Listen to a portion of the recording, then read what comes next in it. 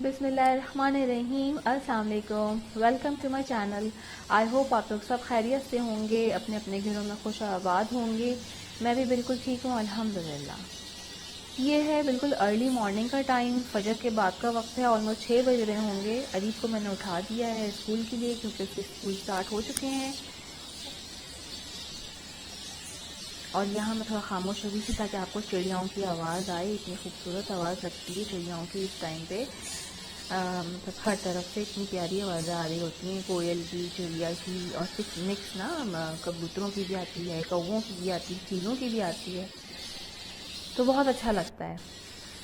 तो ये है कि आज जो है वो अरीब को सिर्फ उठाया है मैंने सुबह में, क्योंकि यूसुफ को बाद में जाना है, उनको थोड़ा सा काम है, तो वो करते हुए फिर ऑफिस जाएंगे। तो वरना वो यूजली वो अरीब के साथ ही चले जाते हैं।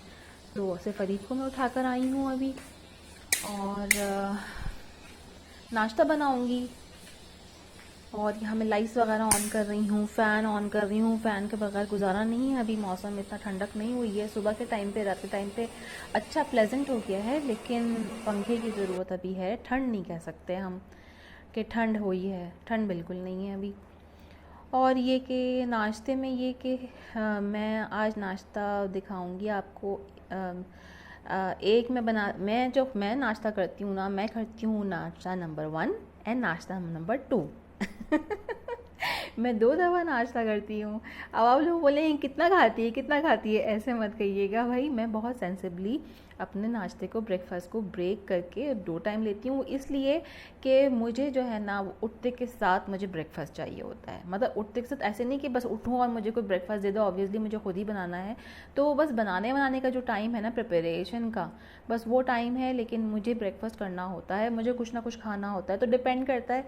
बाज़ दफ़ा ऐसा होता है कि मुझे बहुत भूख लग रही होती है, फ़ील हो रहा होता है, तो फिर मैं प्रॉपर नाश्ता अपना कर लेती हूँ, पूरी अपनी एक रोटी वही तल के जैसे मैं करती हूँ, और जैम के साथ या अंडे के साथ या कोई सालन के साथ, रात के लेफ़्ट ओवर, या अगर दाल चावल है तो मैं दाल चावल भी खाती हूँ नाश्ते में, बिरयानी है तो मैं बिरयानी भी खाती हूँ।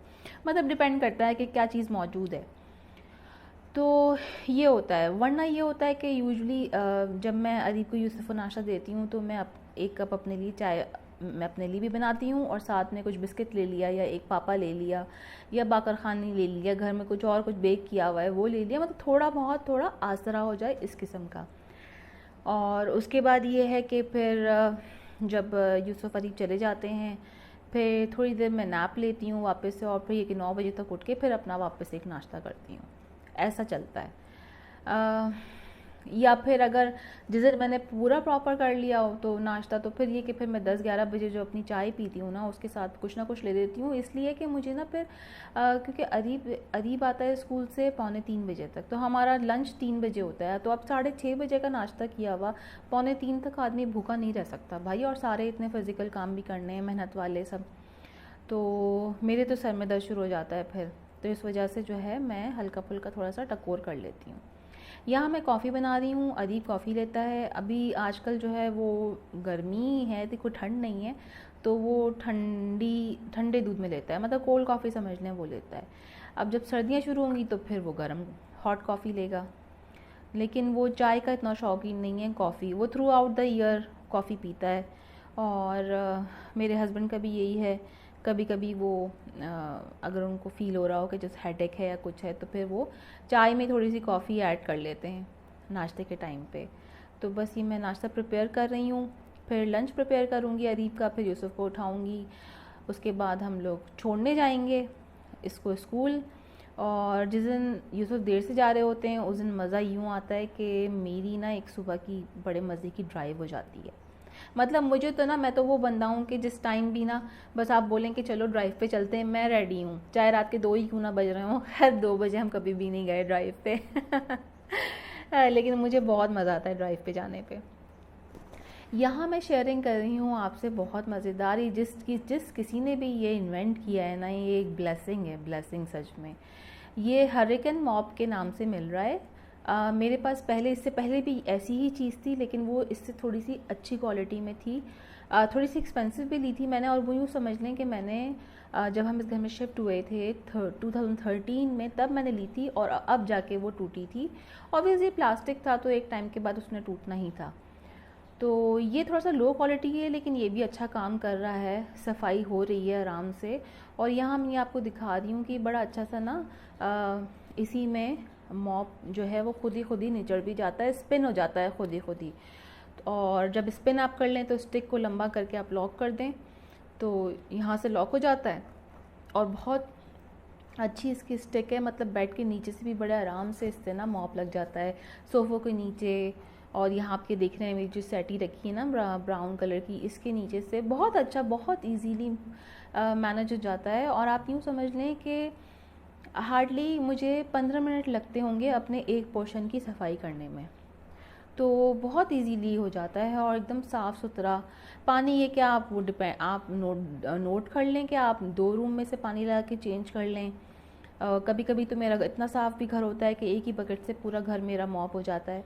कभी कभी होता है कि मिट्टी बहुत उड़ रही होती है ना, हवा जब चलती है, और मेरा वैसे ही वेस्ट ओपन है तो बहुत मिट्टी आती है और मैं खुले भी रखती हूँ।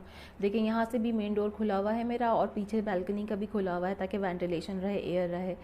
तो मुझे बहुत घुटन होती है बंद दरवाजे जब होना, तो उसमें मिट्टी आ जाती है कभी। तो ये होता है कि फिर मुझे जो है 2 रूम्स में से करके और मुझे पानी चेंज करना पड़ता है। तो आजकल तो मैं फ़िनाइल यूज़ कर रही हूँ क्योंकि मक्खियाँ बहुत हो रही हैं। तो फ़िनाइल से ये होता है कि मक्खियाँ जो है ना, मक्खी मच्छर ये लोग सब मतलब मर जाते हैं या चले जाते हैं, क्या होता है मुझे पता नहीं। लेकिन वरना ये है कि डिटॉल भी मैं लाती थी, जो डिटॉल के मॉप करने के लिए जो लिक्विड्स आते हैं ना, और मैक्स लिक्विड लाती हूँ, जो मैक्स आता है मॉप करने के लिए वो। लेकिन आजकल मैं फ़िनाइल कर रही हूँ, फिनिस के नाम से जो आता है ना, येलो वाली बॉटल में बड़ा, वो कर रही हूँ, और मुझे उसकी फ्रेगरेंस भी अच्छी लगती है। और ये बड़ा सुकून है इससे। देखें कितना इजीली हैंडल हो रहा है, कोई फोर्स नहीं लग रही, कोई कुछ नहीं हो रहा। और सफाई तो ऐसा है ना कि ये तो पूरा टाइम करने वाला काम है। तो सफाई का मेरा ये होता है कि देखें, मैं जैसे ब्रेकफास्ट कर लिया, उसके बाद फिर मैं ना सबसे पहले खाना स्टार्ट करती हूँ बनाना, सोच के कि मुझे खाना क्या बनाना है। और फिर जब खाना एकदम सब मसाले वगैरह डाल के उसको धीमी आंच पे रख के फिर मैं बर्तन वॉश करती हूँ, फिर डस्टिंग करती हूँ, और उसके बाद मॉप करती हूँ। जब तक मॉप हो जाता है, मतलब आटा भिगो के रख देती हूँ, जब तक मॉप हो जाता है तो ये है कि आटे को रेस्ट भी मिल जाता है, खाना भी ऑलमोस्ट डन हो जाता है। और फिर जब खाना खाना है, यहाँ देखें, ये देखें, इसमें ना आपने देखा होगा मैंने इसको पैर से किया, इसमें नीचे व्हील्स भी हैं, तो बहुत इजीली जो है ये मूव भी हो जाती है, चाहे पानी से भरी हो चाहे खाली हो। तो खाना इस तरह से मेरा डन हो जाता है। अच्छा, ये बात ना मैंने रियलाइज़ की थी लास्ट सर्दियों में कि खाना स्लो फ्लेम पे बहुत मज़े का बनता है। वो इस तरह के मेरे इलाके समेत बहुत से इलाकों में कराची में गैस की लोड शेडिंग हो रही थी। मैंने अपने व्लॉग्स में जिक्र भी किया था कि गैस चली जाती है, बहुत मसला हो रहा है। रोटी पकाने में स्पेशली मसला होता है, बिकॉज़ दोपहर में हम 2 होते हैं, 2 रोटी बनती हैं। अब अगर 2 रोटी में जो है सुबह से बना के रख दूँगी 8 बजे से, 3 बजे हमने खाना खाना है, तो वो लगता ही नहीं कि ताज़ी रोटी खा रहे हैं। तो अदीब तो बड़ा खुश था लास्ट सर्दियों में, बिकॉज़ वो रोज़ जो है तंदूर से रोटी आ रही थी और उसको तंदूर की रोटी बहुत पसंद है। तो वो एंजॉय करता था, क्योंकि गरम गरम रोटी मज़ा आता है ना खाने के साथ। तो उस वक्त ये हुआ था कि मैंने फिर क्या रूटीन बनाया था कि मैं प्याज ब्राउन कर लेती थी और मैं टमाटो प्यूरी बना के रख लेती थी, और फिर बस गोश्त है या चिकन है या सब्ज़ी है कुछ भी है, उसको फ्राई किया ऑयल में और सब चीज़ें ऐड की और धीमी आंच पे स्लो कुक होने रख दिया। वो इतने मज़े का बनता था। तो शुरू में तो मुझे ऐसा फ़ील हुआ कि शायद सर्दियां हैं इस वजह से खाना अच्छा लग रहा है, भूख ज़्यादा खुलती है बोलते हैं सर्दियों में, इस वजह से खाना अच्छा लग रहा है। लेकिन फिर नहीं, फिर यही हमने नोटिस किया कि स्लो फ्लेम पे पकता है ना जब खाना, तो वाकई में उसमें जायका दुबाला हो जाता है, कुछ भी आप पका लें।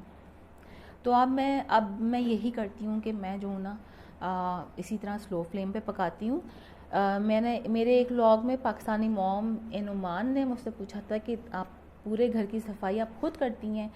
तो जी, पूरे घर की सफाई मैं खुद करती हूँ। वो यही बात है ना कि मैंने ज़रा टाइम मैनेजमेंट अगर आप कर लें ना प्रॉपर तरीके से, और एक अपना रूटीन बना लें, तो हर चीज़ हो जाती है।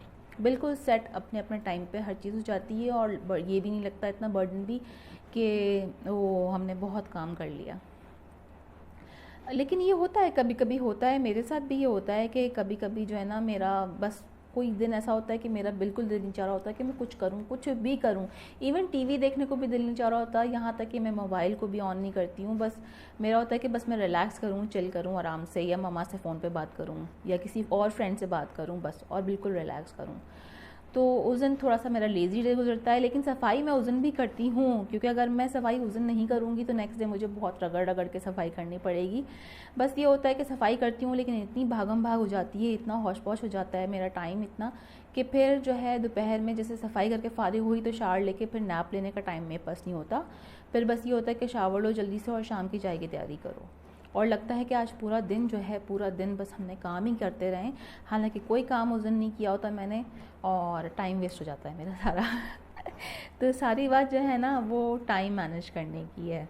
अब यहाँ आप देख रहे होंगे मैं कहाँ गायब हो गई हूँ। तो जनाब मैंने यहाँ से मॉप किया, अब मैंने टीवी रूम मॉप किया, और फिर जो पीछे गली है ना जहाँ आप देखते हैं मैंने प्लांट्स रखे हुए हैं, मैं पोछे का पानी भी वहीं से लेती हूँ, मॉप की सब चीज़ें वहीं रखती हूँ, फ़िनाइल वगैरह भी सब वहीं हैं। तो फाइनली जब सब तरफ से मॉप हो जाता है तो फिर मैं वहाँ उसको, उस जगह को भी बिल्कुल अच्छे से वॉश करके, वाइप करके, पानी ना जमा हो इसलिए उसको अच्छे से वाइप करके और फिर मैं निकलूँगी। और देखा होगा आपने वहाँ थोड़ा सा फिर भी जो है ना वो ब्लैक ब्लैक से स्टेन्स आ गए हैं, वो इसलिए कि हम लोग के यहाँ बोरिंग का पानी है और ये बहुत हार्ड वाटर होता है, तो अगर ये कहीं रुक जाए ना तो फिर मतलब उसको स्टेन कर देता है ना, तो इस वजह से हो गया है। केयर तो खैर बहुत की है, लेकिन फिर भी उसके बावजूद जो है हो जाता है, क्या करेंगे। लेकिन अगर बिल्कुल छोड़ देंगे तो वो बहुत जल्दी बहुत ज़्यादा गंदा हो जाएगा। और सफाई करने के बाद बिल्कुल अपने घर की, और जब नंगे पैर चलते हैं ना तो ऐसी खुशी होती है, अपने आप को ऐसा शाबाशी देने को दिल चाहता है ना कि वाह मलिया वाह क्या सफाई की है, होए होए मज़ा आ गया। हाँ, फिर ये होता है, फिर मैं खुद ही इतराती हूँ अपनी मेहनत पे। आई गेस ये हर औरत यही करती होगी। तो सफाई वगैरह हो गई थी, खाना डन हो गया था। यहाँ मैं आपको दिखा रही हूँ ये अगरबत्ती, मैंने बताई थी मैं अगरबत्ती जलाती हूँ, मुझसे किसी ने पूछा था कि कौन सी ना, तो मेट्रोमेलन की ही लेती हूँ, लेकिन ये 2 फ्रेगरेंसेस लेती हूँ। ऊद जो है वो थोड़ा अरेबिक साइड पर है, अगर अरेबिक फ्रेगरेंस नहीं पसंद तो ऊद मत लीजिएगा, वुड्स ज़रूर लीजिएगा, रिकमेंडेड हैं, दोनों रिकमेंडेड हैं। और इनकी ना तेज़ खुशबू नहीं है, जैसे बहुत तेज़ खुशबुएँ होती हैं ना अगरबत्ती की, बाज़ दफ़ा सर में लग रही होती हैं, बहुत मतलब घुटन हो रही होती है, इनकी बहुत प्यारी खुशबुएं हैं, बहुत प्लेजेंट और बड़ा अच्छा लगता है, अच्छी फीलिंग आती है। तो मेरी रिकमेंडेशन पे ये ज़रूर लीजिएगा, ये हार्डली में से 25-35 का एक पैकेट आता है, और बहुत प्यारी खुशबू होती है इनकी। बस इसी के साथ मुझे इजाज़त दीजिएगा, मुझे दुआओं में बहुत याद रखिए। इंस्टा पे मुझे फॉलो कर लीजिए, कुछ पूछना है कुछ बात करनी है तो इंस्टा पे DM कर दीजिए, और चैनल को सब्सक्राइब कर दीजिए अभी तक अगर नहीं किया है तो। अल्लाह हाफ़िज़।